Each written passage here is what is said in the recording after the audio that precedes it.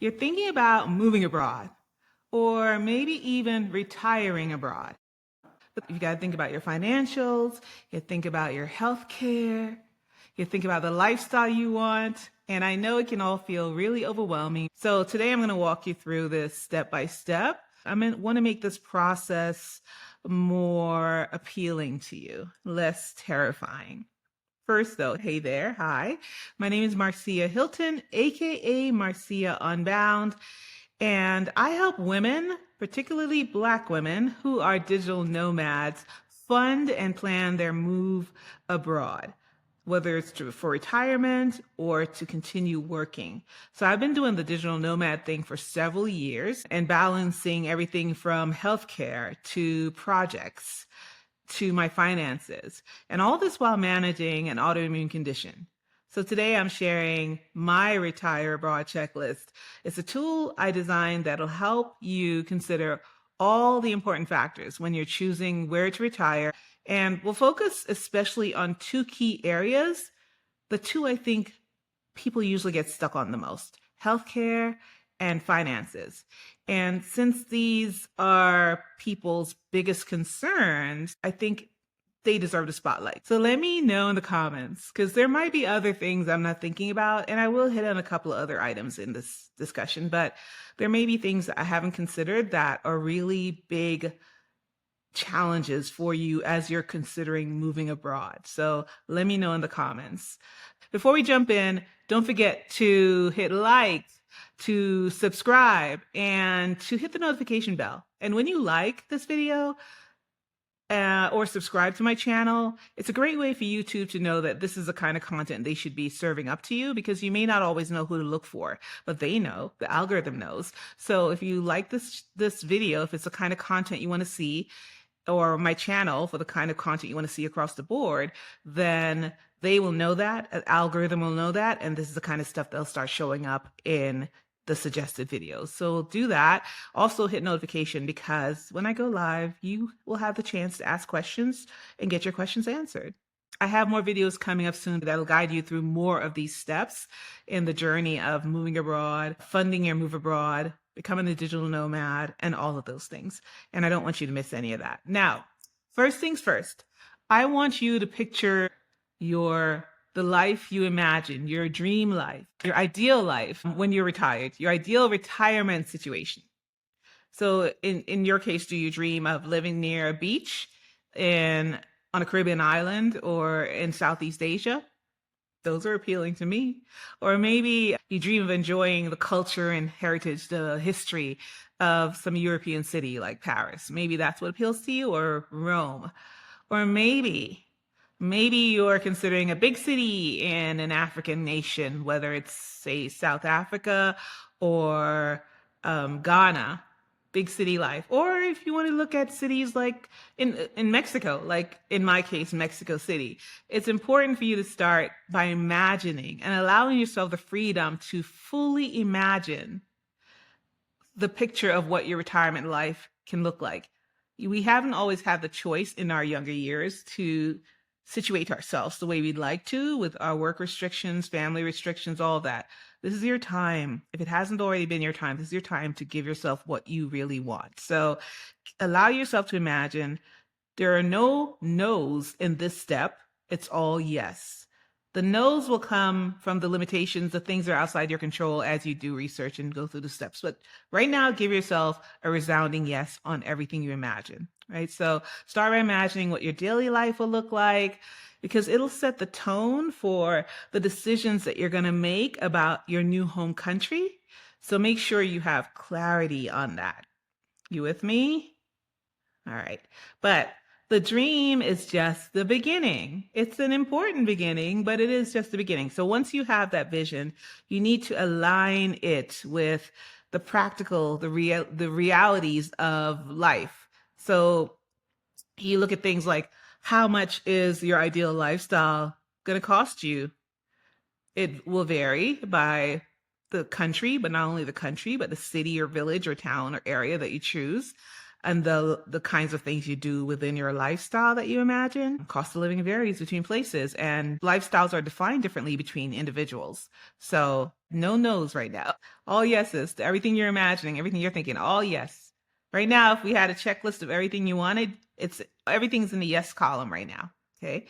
So your ideal lifestyle going to have a cost of living, but it's now time to think about that. What does that look like in these places that you imagine, in these places where you imagine living?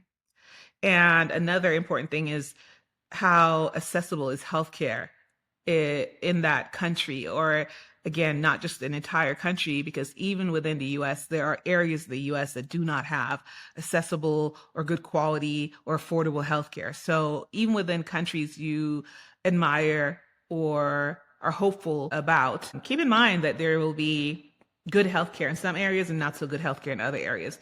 So for me, healthcare is non-negotiable. Non-negotiable. And by the way, I don't love that. I don't love that I have my healthcare lead my decisions, but this is my reality. So as someone living with an autoimmune condition, and I mean something that could be really debilitating for me, I had to make sure that wherever I went, whatever I chose, there would be access to the right care without breaking the bank. And breaking the bank is going to differ depending on who the person is. For some people, breaking the bank is a smaller amount, some people a larger amount. So whatever that means to you, it's really subjective. Healthcare has to be accessible without breaking your bank. And you don't have to have a chronic illness to understand how important this is, because things like routine checkups, specialist visits, or even unexpected emergencies, those all need to be considered as you're considering your healthcare. So when I chose Mexico, by the way, I have citizenships in 2 countries, 2 passports, and then I have legal residency in a 3rd country, which is Mexico.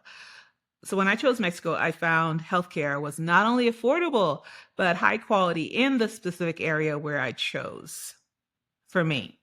So don't believe the noise. There are many countries offering excellent care at a fraction of the cost that you pay in the United States. Just leave some of that noise out, that the information they give you about other countries, sometimes it's true, sometimes it's not accurate. You have to do your research. But make sure the country you're looking into has doctors, specialists, facilities that can meet your specific needs. Now, what I think about when I'm telling people these things is how some people might feel overwhelmed by the idea of this, and I don't want that. I want you to realize that everything new feels tricky, feels hard. There's always a learning curve. Being nervous or concerned is normal, but it's not as hard as it feels.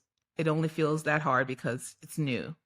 So ask yourself, is healthcare easily accessible where I'm thinking of moving? Can I get the medications or treatments I need? Look into that. If you're like me and you manage a chronic health condition, this is going to be especially important before you make any final decision. But we're still at the yeses, right? This is just preparing yourself for going out, doing your research, and then let the universe give you the no. You're just going to keep saying yes for now. Now, let's talk about the finances. It's a second major consideration. And I know some people think you need a massive savings account or a full retirement to move abroad, but that's just not true. I read, and I keep repeating this one, but I read recently that 1 out of 3 Americans, this is a study that was done this year by Monmouth University, that 1 out of 3 Americans said they would move abroad if they had the funds. And guess what? Many of them do have the funds. But if you want to know more about all of that in greater detail, there is a wonderful woman on YouTube who covers this topic in much more detail. She talks about her experiences and the knowledge she has on this. She doesn't claim to be a financial expert, but she shares a lot of great information. She actually encouraged me from listening to her videos, to do the numbers. And it was just a wonderful revelation. So there are several videos from her on YouTube. Her name is Adalia Abori-Chardet, and she discusses this topic in detail. So be sure to check her out. She goes by Picky Girl Travels the World. That's her channel. Picky Girl Travels the World. And I'll be sure to link in the description to her channel. But if you're going to look her up, look up Picky Girl Travels the World. Picky Girl Travels the World. Now, you can absolutely make this work even if you're not retired yet. If you plan to continue working, whether it's part-time or full-time or at your leisure. There are so many ways to generate income remotely. My last video was about the benefits of digital nomad life, but I went into the statistics on the amount of money digital nomads are making. It's going to blow your mind. Go check it out, my previous video, the one just before this one. And I talked about the age range of digital nomads, because when we hear digital nomads, we assume people in their 20s. And you're going to be amazed at what the data shows about this, plus other information I share that you want to check out. So if you're generating income, part-time or full-time, you can set your own prices. If you're in a country with low cost of living, you can work with clients who are in the US or in Canada or Great Britain or other places where the cost of living is a little higher. And you can take on the projects that you really enjoy. It doesn't have to be what it has been. When you think of providing some services, enjoying some of your passions and getting paid for it, those are the choices you have now. So one of the best ways to create financial security abroad is to monetize your skills. And I don't mean necessarily your professional skills that you've used for 30 odd years or 20 odd years in your profession. It can be that, but it could just be a hobby. It could be things you've put on the back burner, things you've put out of your mind. There are ways to monetize those. And again, you could choose to make it your professional expertise. You can turn those skills, though, into a business, a service that works for you while you live in your new country. Again, your own hours, your own pace, your own prices. So to help with this, I have created this free mini course, and it's delivered by email over a period of about 2 weeks or a little over 2 weeks. Every 2-3 days, email, tools, templates, guidance, instruction strategies. You walk through these steps. You're using my own template and tools that I use for myself or with clients. You're going to be getting it in your inbox every couple of days or so. And it's a simple 2-week course, walks you through how to identify and monetize the skills you already have. Things you already know how to do, things you've forgotten you know how to do. And you'll find the link to Skills to Cash in the video description as well. So be sure to check it out. But not now, after the video, after you're done watching here. And for those of you who are ready to dive just a bit deeper, I have a paid guide. It's one of my most popular guides. It's called the Ultimate Digital Nomad Money Strategy Toolkit. And it includes part of what you have in that free mini course, but it also includes lots more, like all the things through monetizing your skills, identifying the skills you can monetize, monetizing them, gives you, I think, over 300 remote business ideas, gives you examples, people's stories. It provides lots of resources for research. It provides resources for IRS tax treaty information. It has information on free money. Like there's so many opportunities to get free money to fund your life abroad, whether it's from universities or lots of other places. But it's all in there. And I'm going to have a link in the description if it's not there already for you to check that out. The link takes you to a landing page where you can learn more about it.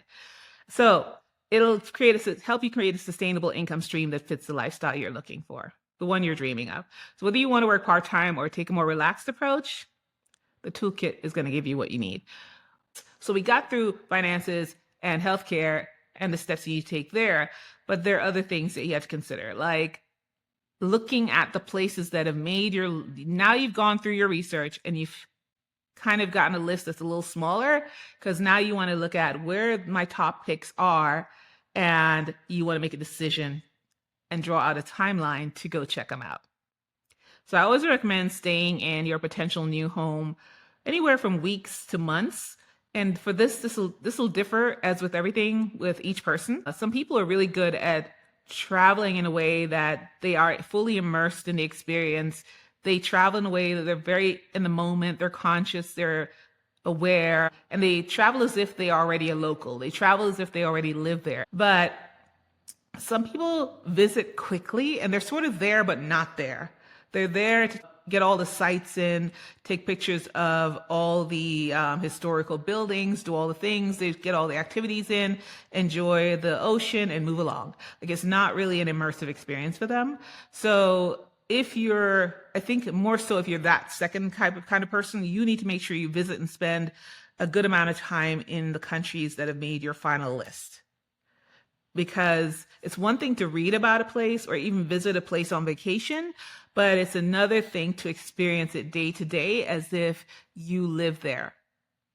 So you want to see what's the cost of living like when I'm there?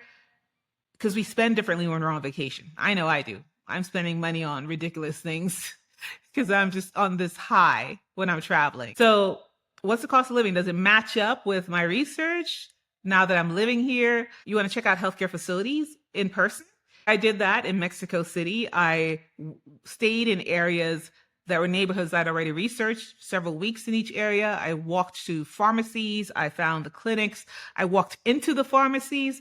I would get a small order of some medications that I know I need regularly. A lot of times there were no prescriptions required. So I would go in and get them, see what the service was like. It was important to me, so I did it. And see what the service is like, see how easy it was for me to communicate my needs, what tools I had that I could use at my disposal to make sure I did this correctly. And it not only showed me that it was all possible, but it made me more confident in my choice. So make sure the lifestyle you imagined feels right when you're actually there. And it's all about making sure that the place you're choosing will be the right fit for you, but not just for you, but for you long term.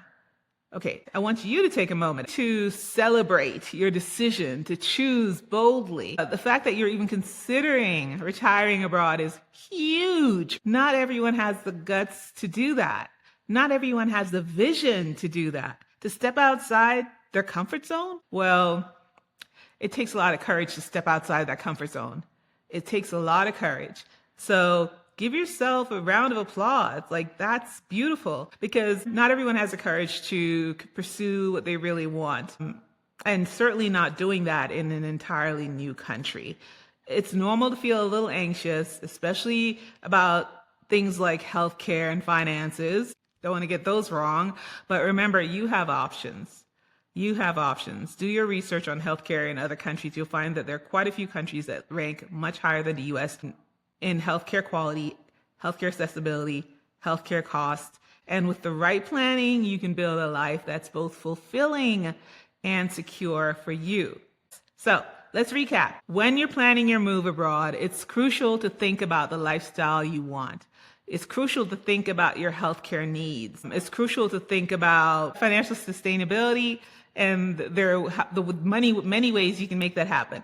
And remember, you don't need to have everything figured out right now. You're just taking one step at a time. And this is your first step, watching this video. Your second step is to grab your spot in the Skills to Cash free mini course and just at least open that door. Let yourself explore the possibilities of ways that you can monetize your skills and have the option of monetizing your skills. Even if you think your retirement funding is good, you can at least get yourself set up for that option.